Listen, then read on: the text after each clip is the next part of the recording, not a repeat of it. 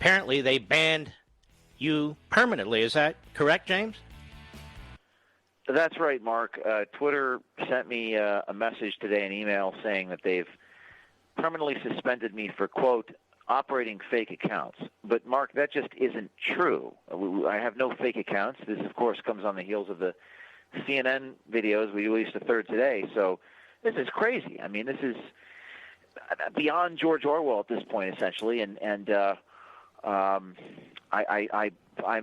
going to sue. I'm going to be suing Twitter for defamation. I'm filing a complaint and filing it on Monday, and I'm filing a lawsuit against Twitter for saying that I've operated fake accounts. Other people have impersonated me. They still remain on Twitter, so I don't know what is going on, but we're going to go on offense. May I make a couple suggestions to you in your litigation? Sure. In addition to defamation, I'm of the opinion that the people who keep saying, well, Twitter's a private company, I believe when you consider Twitter and Facebook and their ties to this administration and the Democrat Party, I believe they're surrogates for the Democrat Party and they're surrogates for this administration. And I really think you all ought to consider a straight-up, in addition to defamation, First Amendment lawsuit.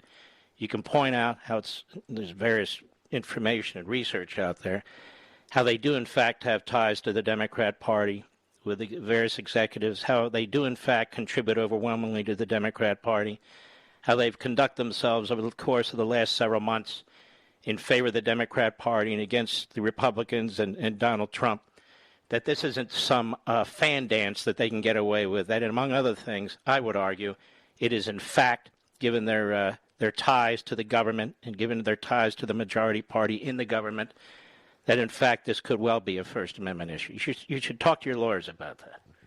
I will. Thank you for that. And as your audience and you may know, they have protection under the so-called Section 230 immunity. But you know what doesn't protect them? Acting in willful disregard for the truth and lying about a public figure such as myself. You can't do that under the law. I can prove that here. I will get discovery into Twitter, just like I get discovery into the New York Times and New York Supreme Court, which we won on that motion, and we're entering discovery and videotape depositions. We will be filing a complaint against Twitter on Monday. We're also exploring our options to sue Twitter in other countries. It's about time we all start suing these people. I There's agree. no other recourse. 100%. And, you know, that Section 230 does not trump the Constitution of the United States. Nothing does. So none of these statutes do. This isn't some wild idea. You know, I've been involved in a lot of litigation, as a matter of fact. And the other thing, again, you might want to think about, and I want Twitter to hear this too, is tortious interference with your business. That is, it's important that you get the message out. You have people who watch what you produce. You have people who contribute to you. You're not a billionaire like the people behind Twitter and so forth. So tortious interference with your business is, again, a separate tort unrelated to that Section 230. Just a few ideas out there I wanted to give to you.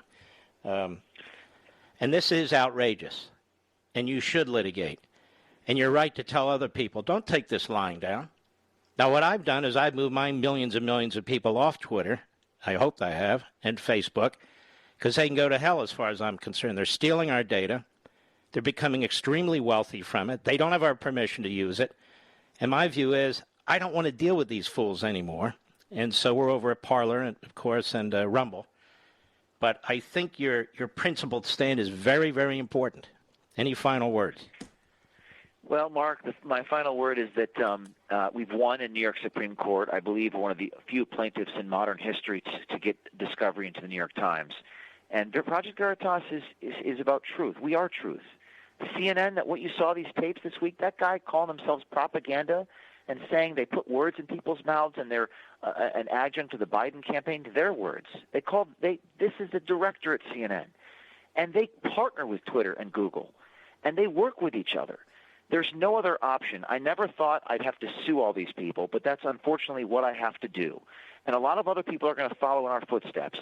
We're going to sue them on Monday. Harmeet Dillon will represent me in that action, and we're going to sue them probably in the country of Brazil. We're going on offense. We will get discovery. I will depose Jack Dorsey under oath on video, and I will prove malice.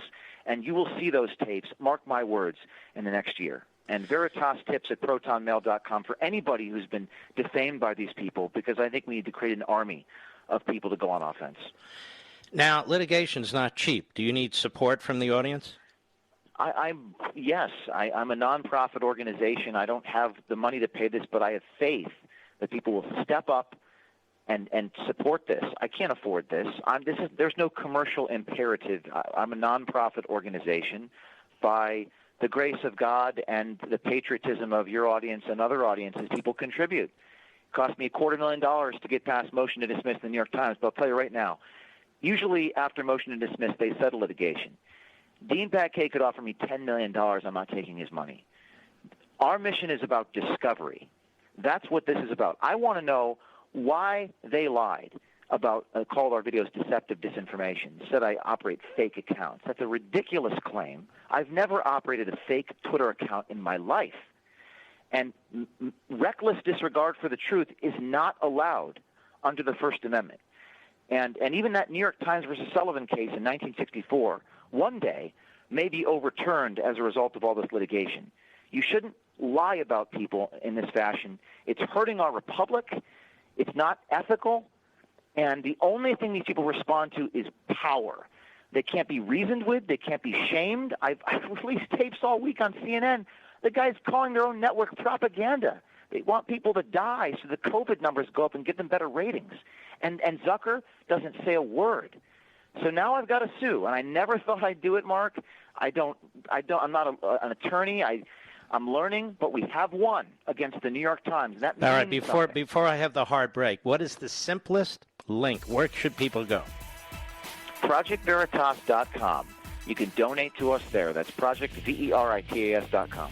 Mr. Producer, let's go ahead and put it on our Rumble and our Parler, where we have 5.5 million followers. Everybody, let's help out James O'Keefe and his organization. They need it, and we need them. Thank you, James, and good luck. Thank you. We'll be right back.